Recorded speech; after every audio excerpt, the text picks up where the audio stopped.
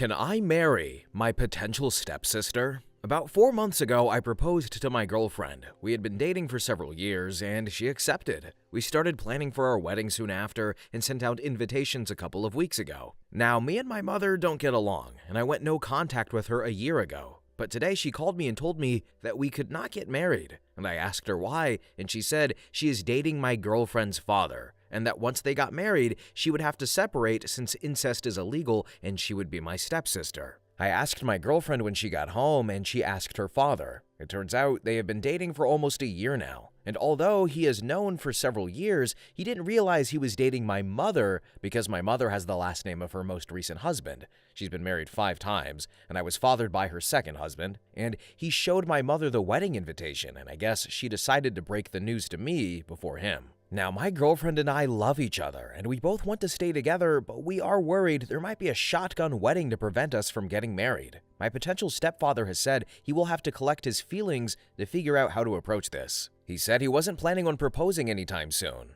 but we are worried my mother might pressure him into this to try and spite me, now that she knows about his daughter and I. I hope that he breaks up with her, but if they are indeed a match, it is a horrible thought to want them to be separated. If our parents get married first, will we be unable to? Would there be any consequences if we were to have children without getting married if we are step-siblings? If we were to get married first, would it still be fine if our parents marry later on? Should we just go to wherever they do marriage licenses and get married now, but still do the ceremony in a few months as originally planned? Or are we doomed to be forcibly separated regardless? Edit. I'm in New York, by the way, sorry. And thank you guys so much for the advice. We're so happy that we don't have to worry about this anymore. But getting married at the courthouse, or wherever they do marriage licenses, before then is likely what we will do for peace of mind. And seeing as our 4th year anniversary is coming up next week, we'll probably do it then. Then in the comments section, one user said, "OP, incest laws work on blood relation. You're fine." Wow,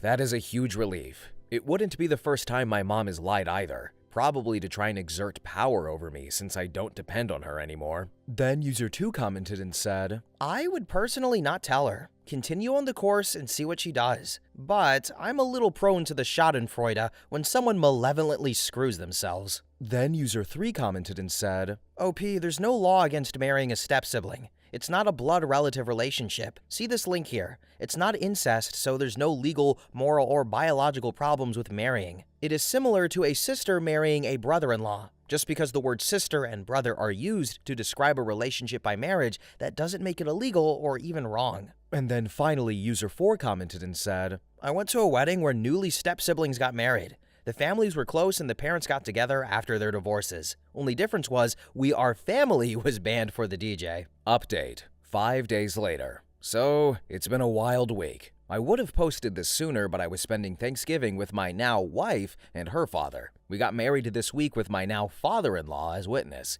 and my father-in-law has now separated from my mother after learning what an insane, manipulative piece of crap she was. With this weight lifted from our shoulders, we are the typical honeymoon phase lovebirds that you would accept. Except we haven't even had our honeymoon yet, but it's not all good news. Since my mother called me, she realized I didn't know her work number. So, after my father-in-law told her it was over, she called me repeatedly and harassed me about how I was ruining her life and that she would file for divorce on our behalf, and insisted you all were wrong about step-siblings being allowed to marry, and would do so until I finally figured out how to block that number. And then, she also borrowed someone else's phone and called me on that, so I blocked that number too. She hasn't tried any other phones yet, but I expect she will until I change my number again. My father-in-law is also sad over all of this. He said leaving her was the smart thing to do and for the best, but he's having a hard time coping. I don't blame him, of course, but I know that I would feel like crap if I was in the same situation. At least he didn't have to see my mom at her worst. So, thank you all for your advice. My wife and I are very happy about starting a family next year after we get married in our church, and I'm glad I didn't rush into marriage like my mother. She got divorced and married another guy in the same year when I was 10.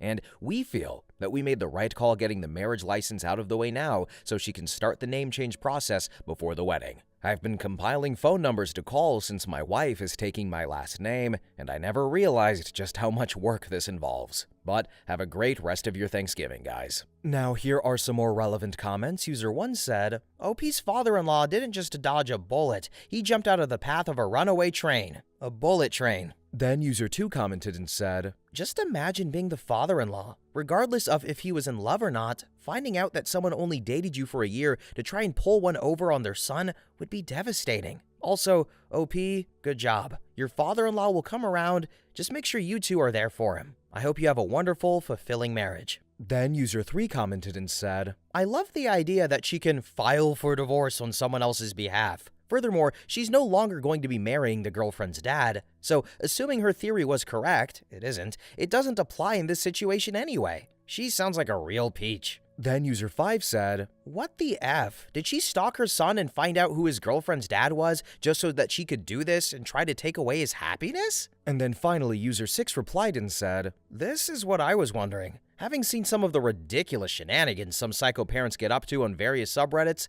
as mentioned above elsewhere, it's not beyond the bounds of possibility. Okay, y'all, so like OP mentioned, she's been married 5 times. She had 2 marriages in a year, okay? So I'm willing to believe that she went out of her way to marry this woman's father. This is like the drunk, divorced, cigarette, Newport-smelling ladies equivalent of people going on Xbox and saying, well, I'm gonna bang your mom, and actually doing it. Except she said, I'm gonna find that woman's dad and bang him and marry him and ruin my son's life. Oh my god, what a crazy woman. Seriously, guys, she gets married for fun. She's bored and says, you know what, let's go to Vegas. This woman probably most definitely did some research and said, you know what, someone needs a cougar.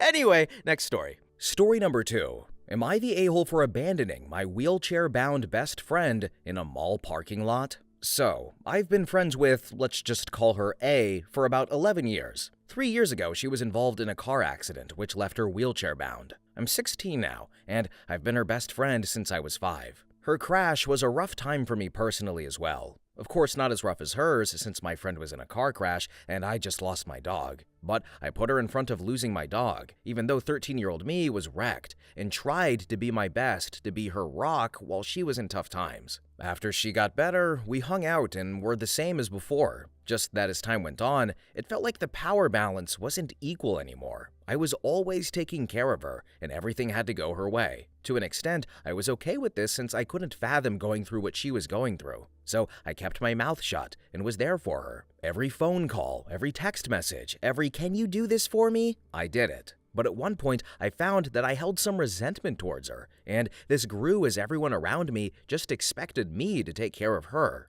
I couldn't do certain things because it reminded her of when she could walk, and I couldn't hang out with other people because she felt like she was losing me. I had to get up whenever she wanted to get something, pick up whatever food she ordered, tie her shoelaces, carry her bags around, walk her dog, take her things to class, and so on. Whenever I complained or tried to vent, I was always hit with, "But imagine what she's going through, that poor thing."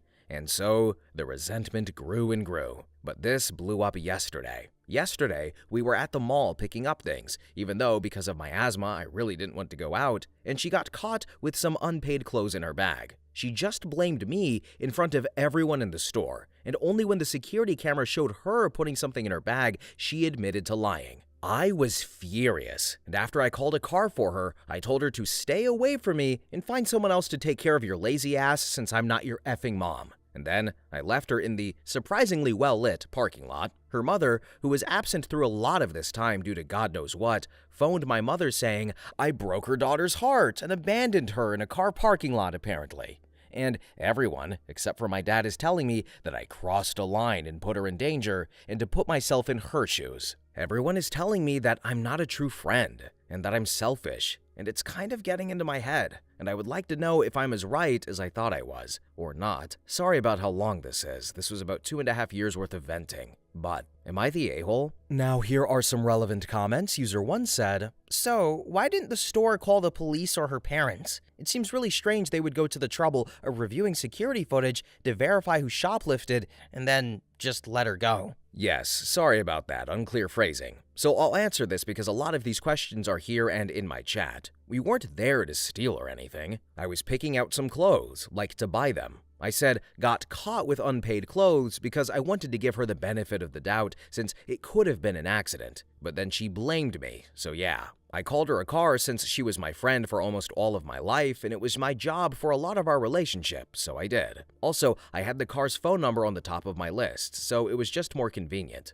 And yeah, she cried about her trauma and everything she went through, and the manager, I guess, looked kinda scared to press her into anything, so he just warned her and let her go. I mean, it's hard to arrest a teen girl crying about her legitimately horrifying car accident for stealing a couple of shirts. I felt bad for him since he looked absolutely lost. Then user 1 replied again and said, "So why did they even look at the footage? Were they going to press charges if you were the only one who did the shoplifting?" I mean, probably, but they did mainly because I caused a scene. And if I really did steal it and put someone else, especially someone vulnerable, the crime is a lot worse than just shoplifting, which I did not do, which then I would be pressed with charges. Update, next day. So I did not expect this much attention, so this was very unexpected. Thank you guys for being so nice to me and for giving me advice. I really appreciate it. First, sorry about the term wheelchair bound. I don't know if that was offensive. And I never really spoke to her about her wheelchair. It's a sensitive topic for her, and I didn't want to push. So I never really learned the correct terminology. I can't change the title, but I'm sorry.